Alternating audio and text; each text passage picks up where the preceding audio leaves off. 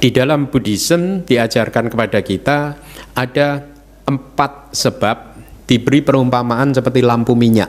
Anda bayangkan lampu minyak tadi ya, yang ada di gambar. Lampu tadi, nyala api ini akan mati kalau sumbunya habis satu ya. Sumbunya habis, lampu akan mati, apinya akan tidak menyala lagi kan. Yang kedua sebabnya kalau minyaknya yang habis. Yang ketiga kalau dua-duanya habis bersamaan ya. Kemudian yang keempat kalau ada angin kencang yang mematikan nyala api tadi, atau ada usaha dari manusia untuk mematikannya dengan apapun gitu, maka nyala apinya akan mati. Nah, ini hanya perumpamaan saja, bahwa kematian seseorang juga bisa disebabkan oleh 4 hal tadi. Sumbunya habis. Selama sumbu kita masih panjang dan minyaknya ada, kita masih hidup. Tapi satu saat sumbu kita habis, artinya masa kehidupan kita berakhir. Masa kehidupan manusia dikatakan mempunyai masa kehidupan tidak tentu ya, tetapi untuk periode sekarang ini dikatakan usia manusia sekitar 100 tahun.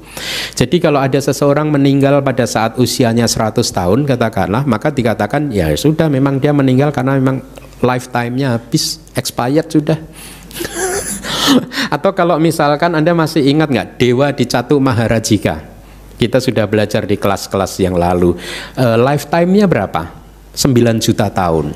Jadi dewa di sana pada saat umur 9 juta tahun manusia dan dia kemudian meninggal dunia dari alam tersebut, maka dia meninggal dunia karena sebab yang pertama, karena masa kehidupannya habis.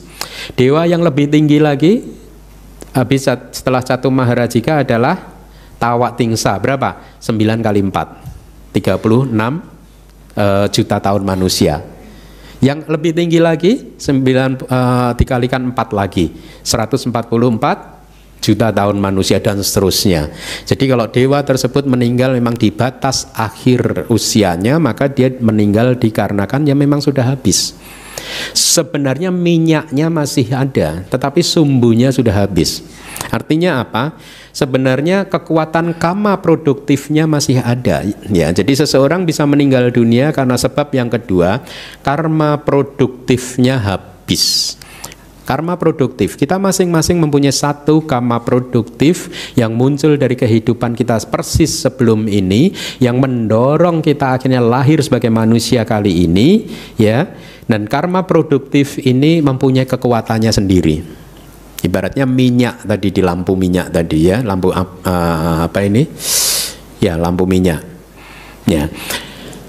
Kalau seseorang sumbunya sudah habis, sesungguhnya minyaknya masih, karma produktifnya masih mempunyai kekuatan, tapi karena memang sudah habis masa kehidupannya 100 tahun katakanlah, sudah harus meninggal dunia dan dia meninggal dunia, maka sisa dari kekuatan karma produktif ini akan mampu mendorong kelahiran dia untuk tetap bertahan di kehidupan sebagai manusia, atau mendorong dia untuk terlahir di alam surga, alam yang lebih tinggi. Nah, menarik ya. Jadi Abhidhamma mempelajari hal-hal seperti ini. Jadi karma produktif yang tersisa itu mampu mendorong kita untuk mempertahankan kualitas kehidupan kita di kehidupan setelah yang satu ini. Jadi tidak akan membuat kita terlahir di alam bawah, alam neraka, alam binatang, alam hantu dan lain sebagainya ya. Nah, sebab yang ketiga adalah akhir dari keduanya, yaitu sumbu dan minyaknya habis, atau seseorang meninggal dunia pada saat umur katakanlah 100 tahun, berarti sumbunya habis dan kebetulan juga karma produktifnya habis. Yang keempat, seseorang meninggal dunia karena intervensi dari sebuah karma penghancur. Seseorang yang meninggal dunia karena kecelakaan, seseorang yang meninggal dunia karena menjadi korban gempa bumi dan lain sebagainya. Kematian yang terjadi secara mendadak tersebut most likely disebabkan oleh adanya karma penghancur yang tiba-tiba muncul menghancurkan kehidupan dia. Sesungguhnya dia masih muda, sesungguhnya karma produktifnya masih mempunyai kekuatan untuk mempertahankan kehidupan dia. Minyaknya masih ada, tetapi karena ada karma buruk yang berfungsi sebagai karma penghancur yang tiba-tiba muncul menghancurkan kehidupan dia, maka akhirnya dia pun meninggal dunia mendadak. Catatan, Yang pertama itu disebut kematian pada saatnya, ya, memang sudah harus meninggal dunia. Sedangkan 3 yang terakhir disebut kematian yang sebelum saatnya. Nah, apa yang bisa kita pelajari dari hal-hal yang seperti ini? Yang bisa kita pelajari adalah mengembangkan sikap hidup yang tadi penuh sati, penuh perhatian, ya. Penuh perhatian. Jangan hidup secara ceroboh. Jangan masuk ke dalam, maaf ini, komunitas-komunitas yang bisa menimbulkan bahaya-bahaya tertentu dan lain sebagainya. Mempunyailah gaya kehidupan yang baik, yang aman dan lain sebagainya.